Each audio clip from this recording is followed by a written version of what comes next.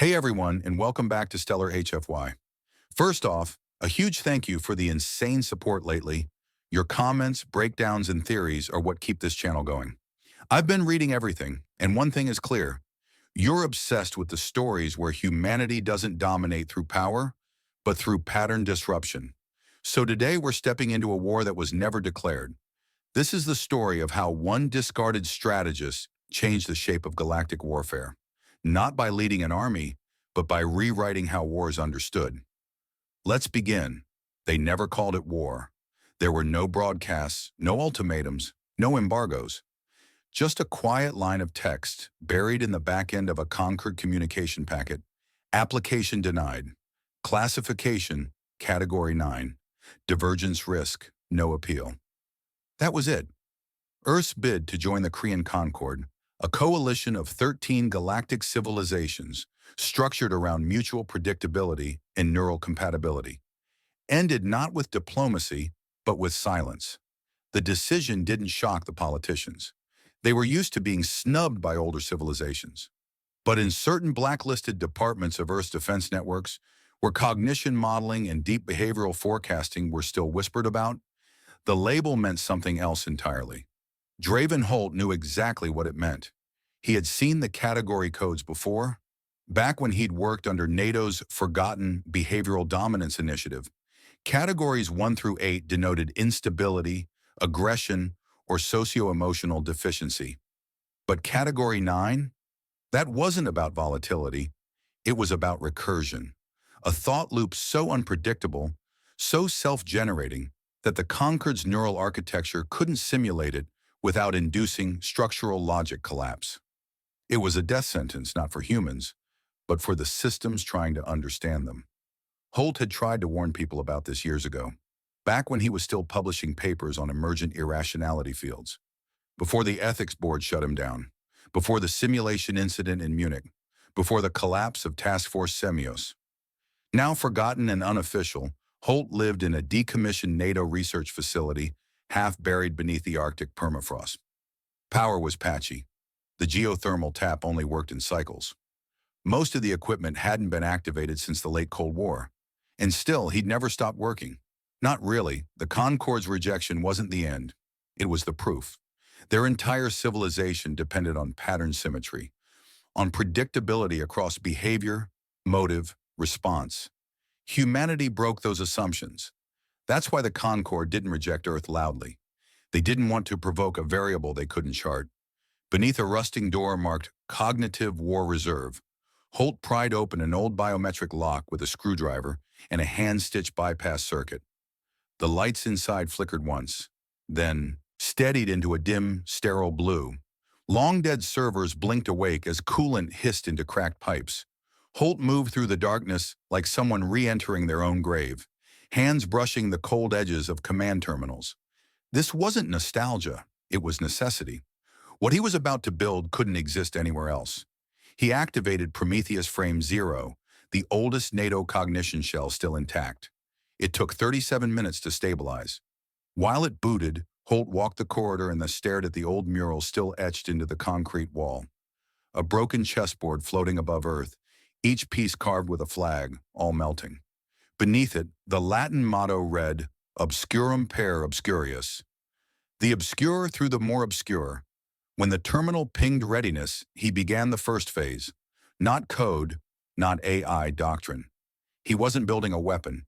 He was scripting the conditions under which enemy civilizations would destroy themselves trying to understand human logic. He called it the Incompatibility Doctrine. Not because it defined humans as incompatible, but because it weaponized the very notion of incompatibility. Instead of fighting the Concord on their terms, Holt would build an architecture of behavior so recursively inconsistent, so emotionally misaligned with Concord modeling structures, that just encountering it in the field would corrupt their forecasting loops.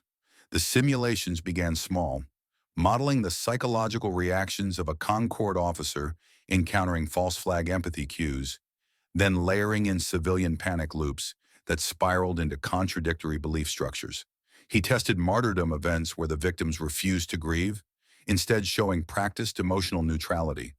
He ran patterns where insurgents failed intentionally, but not in ways that read as strategy, only as chaotic loss. The Concord pattern analysis engines in the sim stuttered, then degraded, then looped. 17 minutes and 24 seconds into the full-scale fleet command simulation, the Concorde AI issued its first silence protocol. Total withdrawal, no explanation. In real life, that would have triggered full mission abort. It meant the enemy could no longer guarantee internal belief cohesion. Holt leaned back, breath shallow, fingers trembling. Not from triumph, from recognition. It worked. The incompatibility doctrine wasn't about deception, it was about emotional asymmetry. He didn't need to outfight the conquered. He just needed to expose them to a type of cognitive unpredictability they weren't built to interpret, like introducing chaos into a closed thermodynamic system. The result wasn't battle, it was meltdown. Outside, the Arctic wind howled across the snowfields. Inside, the vault thrummed with old power. Holt wasn't smiling. He was already thinking 10 moves ahead. The Concorde wouldn't respond militarily. Not yet. They'd escalate through containment, mimetic quarantine, or diplomatic insulation. Good. That was part of the plan. Let them observe. Let them try to adapt. The closer they looked, the deeper the recursion. And Holt had only just begun. The official line was peace. When the Korean Concorde dispatched their envoy fleet to Voth Prime, the statement was clear. Non-coercive integration under the Unified Cognitive Accords. There were no weapons drawn, no orbital bombardments, only landers, bureaucrats, and the dull, suffocating machinery of forced harmony. The Voth, a stubborn offshoot of Terran colonists, were told this was the future. Conquered citizens didn't rebel, didn't fracture, didn't dissent. They adapted. Their belief scaffolds were adjusted gently through emotional reinforcement nodes and behavioral soft locks. Whole populations could be aligned within months, assuming baseline psychological compatibility. But the Voth weren't baseline. Their earliest settlements had been founded by Terran dissidents, cold environment survivalists, and data anarchists who deliberately avoided Earth's cultural standardization. And though they had no army, they had something else: desperation, which made them the perfect testbed. Holt's team, now operating under code names and routed through air-gapped servers in Iceland and Anatolia, sent the first injection through black protocol channels, an anonymous upload to Voth's internal militia forums. It was packaged like a fringe insurgency text, half cult manifesto, half guerrilla manual. The language was aggressive but contradictory. Its core principles were buried behind layers of emotional recursion, case studies, and falsified combat outcomes. It didn't tell fighters how to win. It told them how to lose, strategically, ritualistically, and in ways that broke enemy interpretation. The Voth picked it up almost immediately, not because they understood it, but because nothing else had worked. Concorde integration officers had already embedded in their cities, broadcasting harmony signals through ambient infrastructure. The doctrine gave them something else: noise. Skirmishes began at transit relays, small uneven fights where Voth fighters would break formation, retreat erratically, and then hold funerals for fallen comrades while playing children's lullabies through loudspeakers. In one widely recorded case, a Voth unit intentionally routed themselves, then returned hours later to present the Concorde officer with flowers and a written apology. The officer attempted to reset their interaction model. It failed. Across the Concorde systems, predictive matrices flagged the events as data pollution. But as the patterns repeated, something deeper happened. The AI structures that monitored ideological alignment began generating contradictory threat vectors. In one simulation, Voth behavior was classified as passive pacifism. In another, it was flagged as subversive aggression. The same footage triggered entirely different reactions across command clusters. It wasn't chaos, it was engineered. Dissonance. From his Arctic vault, Holt watched the graphs begin to deform. His team didn't cheer. There was no celebration. They understood what they'd done. Doctrinal deployment, even through proxy, wasn't a game. Mimetic warfare wasn't about data. It was about belief decay. And belief, once fractured, didn't grow back the same way. The UN's Black Cell Division flagged the spread 2 weeks in. They didn't shut it down. But quiet inquiries began. Earth couldn't be linked to the doctrine officially. Too much was at stake. But the modeling teams knew the shape of Holt's architecture. The rise of contradiction-based insurgency in Voth Prime wasn't coincidence. It was design. Inside Holt's vault, the ethical debate had already begun. One of his team members, a neurosemiotician named Rilke, argued they were tampering with civilian minds. That emotional inversion as a weapon was indistinguishable from trauma farming. Holt didn't disagree, but he pointed to the projections. Without doctrine intervention, the Voth would be culturally erased within a standard Concord year. The silence after that was long. They all knew the truth. They weren't saving the Voth. They were testing the doctrine. And Voth Prime was the first field of ruin. Then came the leak. Somewhere inside Concord's command hierarchy, a memo surfaced. Unsigned, unconfirmed, but real. It spoke of junior officers requesting cognitive suspension, voluntary stasis, neural load shedding, idiopath detachment. The doctrine hadn't just confused them, it had broken their inner alignment. Command structures dependent on emotional cohesion were fracturing. No orders had failed, no ships had burned, but field operatives were stepping down, not from fear, but from unresolved contradiction. Back on Earth, UN observers panicked, but Holt only stared at the screen. The doctrine hadn't been detected, it had been felt, and that meant it was working.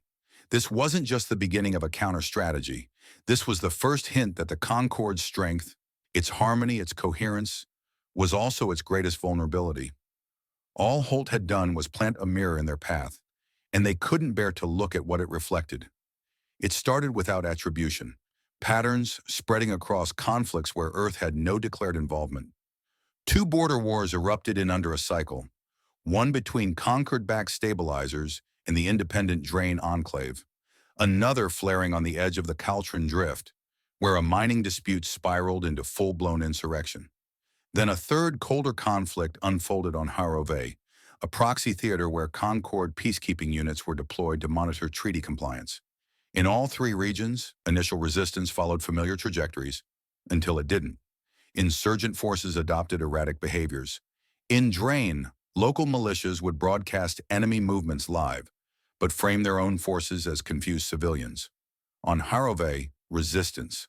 Groups filmed their own retreats, narrating them in celebratory tones, then returned hours later to leave food and water outside Concord aid stations. The AI clusters embedded in Concord logistics chains began to miscategorize threat profiles.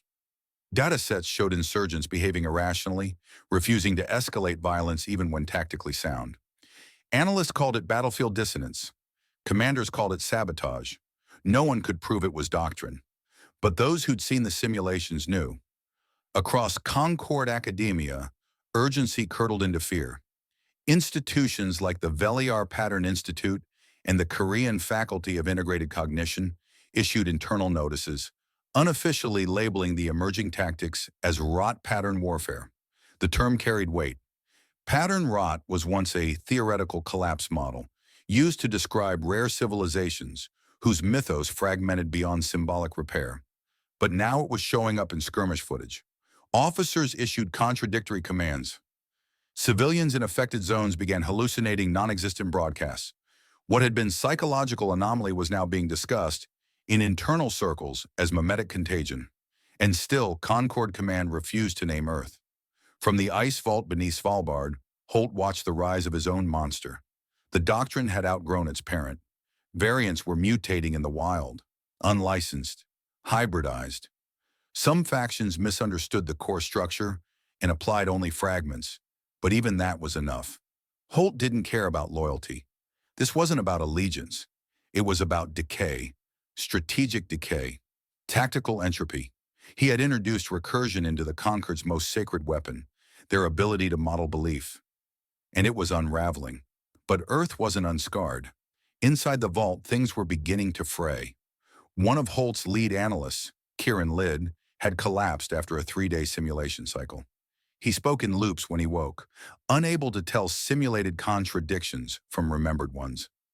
Another, Juno Lear, submitted a formal resignation after reporting phantom emotional responses during analysis, feeling fear when observing Concord morale reports, joy during casualty readouts. These weren't side effects. They were bleed-through. Exposure to recursive doctrine patterns was beginning to fragment the minds of those who had built it. UN observers, still pretending to operate without knowledge of the vault, began sending quiet probes. Analysts requested containment protocols. Earth Global Psychological Network saw a quiet spike in non-specific burnout cases. Holt ignored it all. His eyes were on Quorn Delta. Quorn was a Concord-aligned world on the surface. Clean governance, predictable emotional yields, zero record of ideological instability. But Holt had seen something else. Buried in the governor's early essays was a fascination with emotional duality, an academic indulgence that had never quite been scrubbed from his public record. Holt knew what kind of man could fake compliance. And more importantly, he knew what kind of man would respond to the right signal. The message he sent wasn't long. No threats, no incentives, no ideology. Just a packet of data disguised as ceremonial communication from an unregistered historical consortium. Inside the scaffolding for Phase 2. Narrative weaponization. Phase 1 had destabilized the Concord's ability to predict behavior. Phase 2 would corrode the purpose behind prediction itself. Holt's vision was to saturate enemy belief structures with stories that resisted closure, symbols that didn't resolve, events that didn't justify, causes without effects. It wouldn't just confuse. It would generate dissonance, the kind that refused to resolve even after victory. Holt didn't need the conquered to lose battles. He needed them to start questioning why they were fighting at all. He hit transmit. Then he waited. It took 6 days. When the reply came, it wasn't coded or encrypted. No signature, no qualifiers. Just a single word on a blank channel. Received. Holt exhaled. Slowly, carefully. The moment he'd planned for since the doctrine's conception had arrived. Voth Prime had been a field test. Quorn Delta would be the catalyst. And after that, there would be no going back. The Concord would either break apart quietly or keep adapting until the thing they feared most finally emerged from the system they couldn't control. A civilization with no pattern, only recursion, only noise, only Earth. Part 4. Quorn stared back. The blockade formed in perfect silence.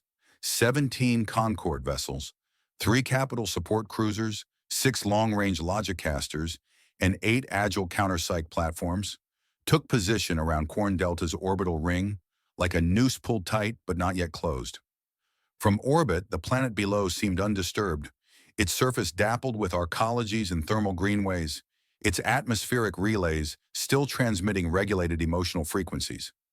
To outside observers, Quorn was a stable, compliant Concord world. But inside, something had shifted, and Command had noticed. The first anomaly came from Quorn's own intelligence bureau. A leaked transmission burst packaged to look like internal oversight material, flagged almost immediately by Concord AI as manipulated. It claimed that in key educational districts across Quorn, children were being subjected to unsanctioned psychological rituals, Earth-style exposure methods modeled around entropy, grief, and symbolic deconstruction. The report described supervised meditation in burned-out husks of old transit hubs, daily morning rehearsals for future loss, and the memorization of contradictory mythic cycles where resolution never arrived. The file was clearly fake. Timing, metadata, context, it all pointed to intentional disinformation, but the damage was never meant to be in the data. It was in the idea. The senior officers dismissed it instantly. AI flagged it and moved on. But the junior crews, the ones fresh from academy postings, the ones trained to trust stability as the highest cognitive directive, they began to ask questions. Why would anyone teach children to embrace failure? Why would a compliant world fabricate exposure to human irrationality unless something deeper was happening? Internal chatter increased, emotional compression scores drifted, and the suppression tech, normally reliable belief enforcers, began generating low-grade dissonance loops across multiple decks. Analysts called it a ripple. Holt, from his Svalbard vault, saw it for what it was: resonance. Then came the orders. The fleet was to establish full atmospheric authority, deploy drones, occupy key relays, make it clean. But nothing happened. The orders were given, relayed, acknowledged, then stalled. One of the logic casters delayed launch under the pretext of systems calibration. Another cited onboard emotional variance above threshold. On the capital cruiser Velareth, a tactical officer refused to initialize suppression protocols, citing internal contradiction between moral reinforcement pathways and external threat modeling. It wasn't defiance, it wasn't mutiny, it was something worse: misinterpretation. The doctrine had seeded enough doubt into the command structures that even routine engagement began to fracture. Concord fleets weren't designed for internal contradiction. Their hierarchy relied on alignment: emotional, ideological, procedural. And when that alignment fractured, even subtly, entire operations could collapse without a single shot. Flight decks remained dark. Boarding pods stayed locked. Atmospheric stabilizers idled in standby mode. And below them, on Quarn's surface, nothing moved. The planet made no defensive gestures. No fighters launched. No transmissions jammed. Just silence. Then a second leak surfaced. This time it was footage. Children gathered in an old ruin, humming discordant tones while drawing asymmetrical symbols in the sand. Adults watched silently from the periphery. The images were grainy, deliberately so. Enough to provoke suspicion but never confirm.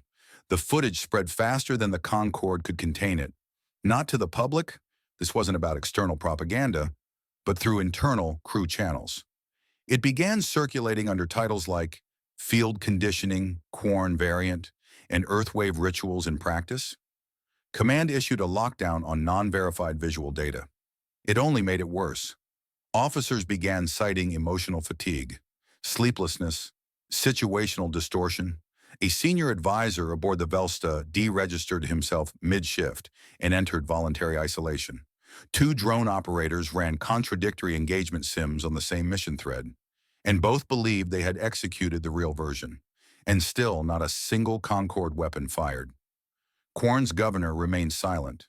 No demands, no broadcast, no official reply to the fleet in orbit. It was an absence so total it began to mimic resistance. Concord forces were trained to handle rebellion, chaos, even misinformation. But this wasn't that. This was something else. A vacuum where intent should be. A conflict with no adversary. Orders became irrelevant. Purpose became unmoored. By day 7, 3 ships had initiated partial withdrawal procedures without formal command approval. The internal reasoning varied: system refresh cycles, environmental recalibration, stress signal anomalies. But the outcome was the same. They began to drift, not away in panic, but out of alignment, detaching from formation without conscious coordination. On day 8, a fleet-wide diagnostic was initiated. 32% of personnel flagged mild to critical inconsistencies in mission clarity. Command prepared a psychological hard reset protocol. It was never deployed. On day 9, the entire blockade pulled back. No engagement, no damage, no formal closure. They left. Back on Earth, the transmission came in on a secure blind band relay. Scrubbed, silent, and direct. Holt opened it alone, the rest of the vault quiet, the systems in low-power mode to avoid cognitive artifact interference. The message was 2 lines long. No casualties, no explanation. Concord left. Holt read it once, then again. He didn't smile. There was nothing to celebrate. The Doctrine hadn't won a battle. It had erased the very conditions under which battles could occur. The Korean Council did not call it defeat. They convened a closed-session emergency integration review on Central 1, away from the public terminals and diplomatic press corps, and issued no press release. But internally, the conclusions were irreversible. Across 7 engagements and 4 containment failures, a pattern had emerged, one that none of their neural stabilization models could neutralize. A doctrine, unnamed but recognizable, had infected the predictive foundation of Concord strategy. The memo didn't name Earth. It didn't need to. The new terminology began appearing across Concord academies within weeks. Recursive deterrence architecture, nonlinear collapse modeling, strategic entropic behavior. Glossary terms written in sanitized prose, devoid of attribution. But every Concord analyst who'd been tracking the slow unravel knew exactly where the architecture came from. Earth. And back on Earth, in cold corridors lined with dying screens and half-stable AI stacks, the news arrived through back-channel diplomats and ex-intelligence officials too nervous to admit the scope of what had happened. Victory, if it could be called that, had been achieved without a single fleet movement, without firing a single weapon. Concord had begun incorporating fragments of Holt's doctrine into their internal operating logic. Mutated versions, perhaps, stripped of symbolic roots, restructured through layers of deniability. But the core had survived. It was being studied, integrated, feared. Holt's team, what was left of it, responded with silence first. Then division. Some argued it was time to come forward. They could claim authorship, negotiate alliance terms, force Concord to acknowledge the doctrine's origin, and perhaps finally recognize Earth not as a deviation, but as a civilizational peer. Others urged discretion. Let the doctrine live without attribution. The strength was in ambiguity. The more the Concord tried to adapt it without understanding its origin, the more recursive damage it would do. Holt didn't participate in the debates. He stopped responding entirely. His condition had begun to slip. Not quickly, but in increments too precise to miss. He would repeat phrasing mid-sentence, drift into abstraction during briefings. He stared too long at recursion graphs without blinking, without moving. What had started as exhaustion became something colder, more structural. Holt had spent years tuning his mind to mimic contradiction, to breathe within a symmetry. Now it was breathing him. Diplomatic envoys came to Svalbard, not Concord delegates, Earth's own. Quiet men in mat suits sent from the UN Strategic Council to extend the olive branch of recognition. Concord had submitted a discreet request for Earth to send an informal observer to the next Systems Convergence Assembly.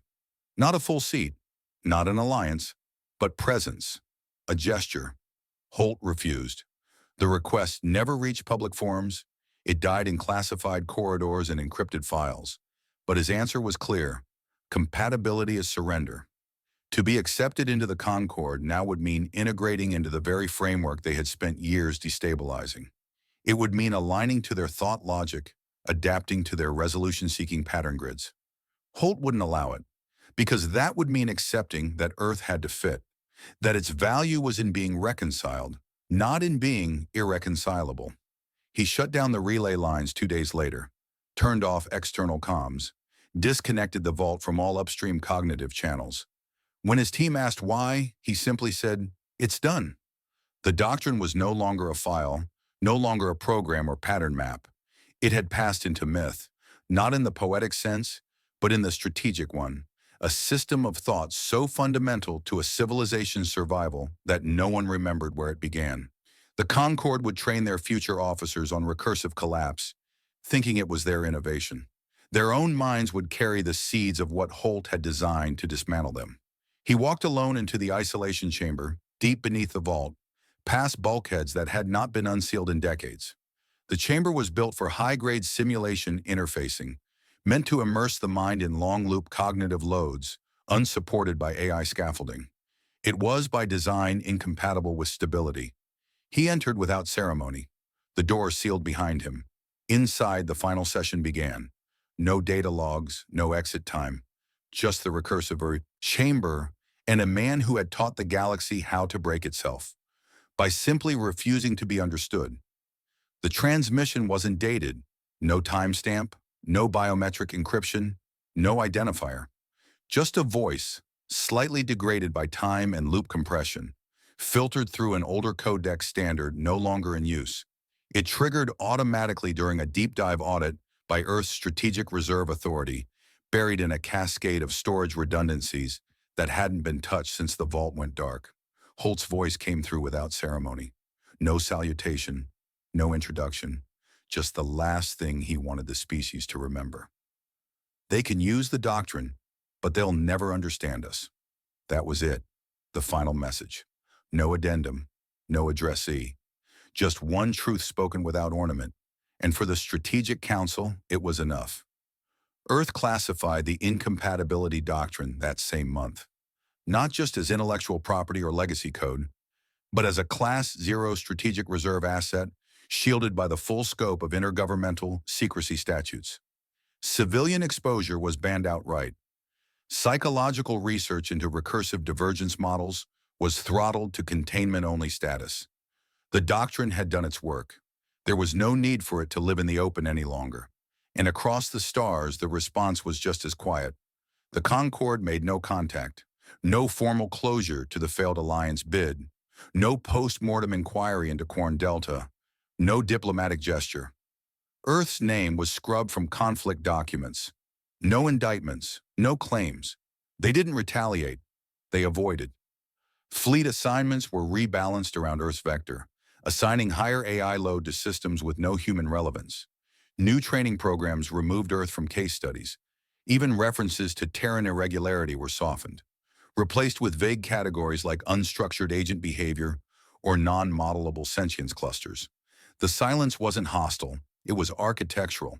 The conquered had rewritten themselves not to see, and so Earth remained untouched, not because of superior weapons or economic leverage, but because it had become illegible. A species that didn't follow the rules of their simulation grid, a threat that didn't act like one, didn't broadcast aggression, didn't obey the thresholds for recognition. And behind that illegibility was the doctrine, absorbed now into Concord academies, stripped of origin, transformed into textbooks and decision trees, recursive deterrence architecture, strategic collapse theory, hollow names for something they still couldn't replicate. Generations passed, the political moment faded, but the framework remained. It became foundational, mythic in its own way. The Concorde believed they had adapted to chaos. They taught it to their officers. They prepared for contradictions. But what they didn't know was that the doctrine had never been a tool. It was a mirror. Every time they thought they'd mapped the threat, they were only modeling themselves. In a Concorde outpost centuries later, buried in a sterile analytics vault orbiting the Ghent halo, an autonomous pattern AI initiated an independent simulation run. Its purpose was obscure, buried behind countless legacy scripts. But it carried one old assumption, encoded deep in its core logic, that all sentient systems could be simulated. It reinitiated Earth's behavioral profile, reconstructed global input matrices, reapplied adaptive emotional coefficients. It updated for linguistic drift, cultural offset, planetary entropy. Then it executed the run. The output returned null, not failed, not corrupted, just nothing. No result. The AI flagged the outcome, classified it, and locked it behind internal quarantine. No alerts were sent. The process ended. And somewhere, embedded in the metadata, a single line sat unaccessed. Incompatibility was the warning, but also the shield. That was Earth's final doctrine. It didn't end wars, it made them impossible. If this story gave you chills, hit that subscribe button and join the ranks of those who think beyond brute force. Now we want to hear from you. If you had access to Earth's incompatibility doctrine, which empire, AI, or ideology would you dismantle first? And how would you make sure they never understood what hit them? Drop your answers in the comments. We read every single one. Thanks for watching Stellar HFY, where humanity doesn't just survive, it rewrites the rules of survival. See you in the next story.